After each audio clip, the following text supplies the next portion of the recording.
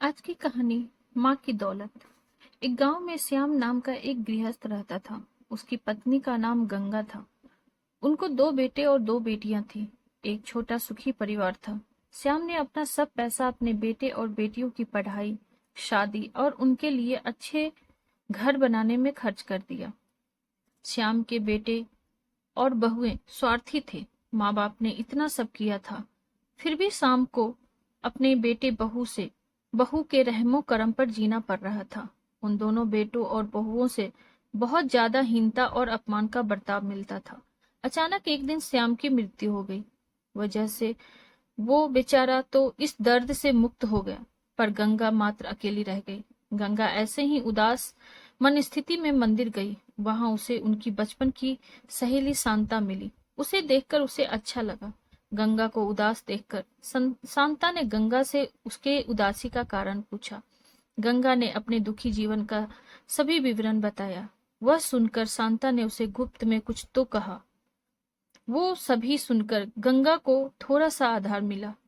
दूसरे दिन सुबह जिस प्रकार शांता के बताए अनुसार शांता एक बैग लेकर गंगा के पास गई और वो जैसे पहली बार ही मिल रही हो ऐसा बर्ताव किया। शांता ने गंगा को गले लगा लिया। गंगा ने शांता से पूछा, शांता तुम यहाँ हमारे गांव में कब आई और किसके घर ठहरी हो? गंगा के दोनों बहू गंगा की आवाज सुनकर तुरंत अंदर से बाहर आई। उन दोनों को देखकर शांता बोली, अरे मैं दूसरे घर पर कहाँ रहूं? हम दोनों मौसेरी बहनें हैं, तो भी सगी बहनों से ज्यादा हमारा रिश्ता अटूट है। मुझे जीजा जी गुजर गए मालूम पड़ा, इसीलिए मैं तुम्हें मिलने के लिए और भेंट देने के लिए आई हूँ। पहले दिन तय किए अनुसार गंगा बोली, शांता तुम मुझे मिलने के लिए आई यह सुनकर बहुत अच्छा लगा, पर तुम मुझे भेंट देने के लिए कुछ लाई हो, उसका अर्थ मुझे कुछ समझ में नहीं आया।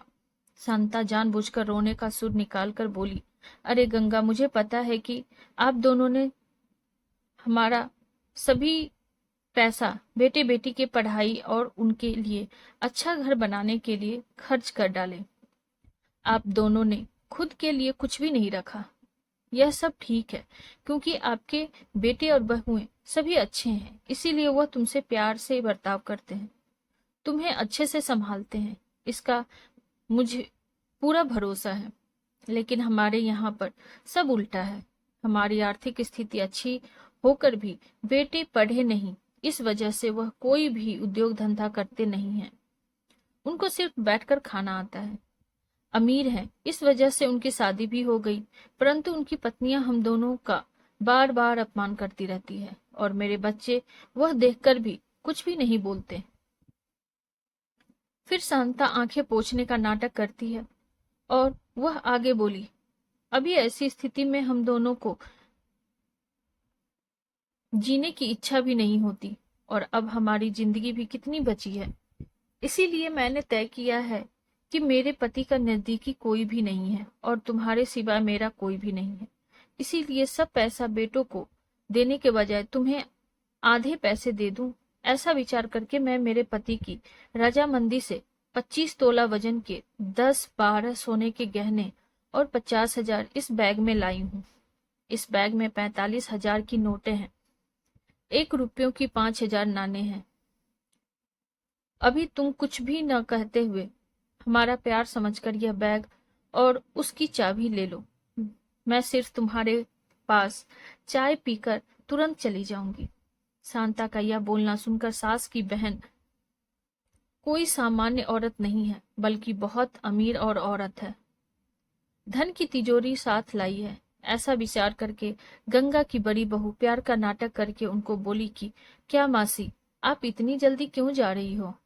अभी आए हो तो रहो हमारे घर 2-4 दिन। आपके बेटे और बहू भी नई पीढ़ी के हैं, इस वजह से आप उनके तरफ ध्यान मत दीजिए। आप दोनों पति पत्नी ने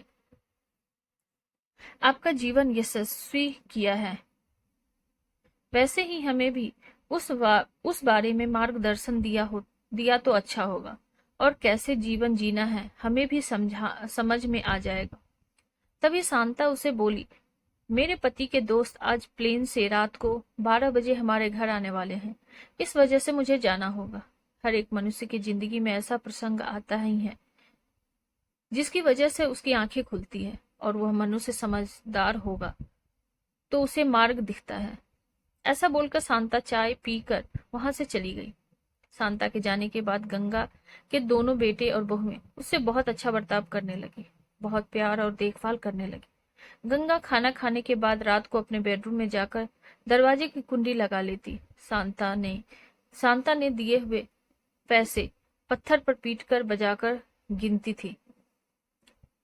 नानों का आवाज रात के समय स्पष्ट उनके बेटे और बहू को सुनाई देता था और उनका गंगा पर और ज्यादा प्यार बढ़ने लगता।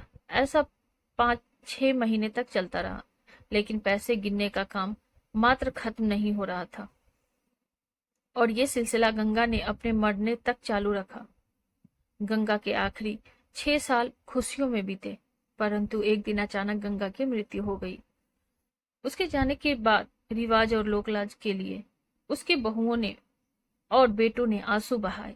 फिर उन्होंने शमशान में आने के बाद उन्होंने तुरंत माँ के रूम में जाकर उस बैग का ताला खोला और उनको धक्का लगा, क्योंकि उसमें सिर्फ पुराने समाचार पत्र, 4-5 वजनदार पत्थर और सिर्फ 1 रुपया था।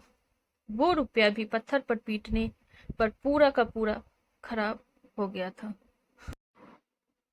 दोस्तों, हमारी ये कहानी आपको कैसी लगी कमेंट बॉक्स में जरूर बताइए। कहानी अच्छी लगी हो तो लाइक, शेयर और चैनल को सब्सक्राइब कर दीजिए। Thank you.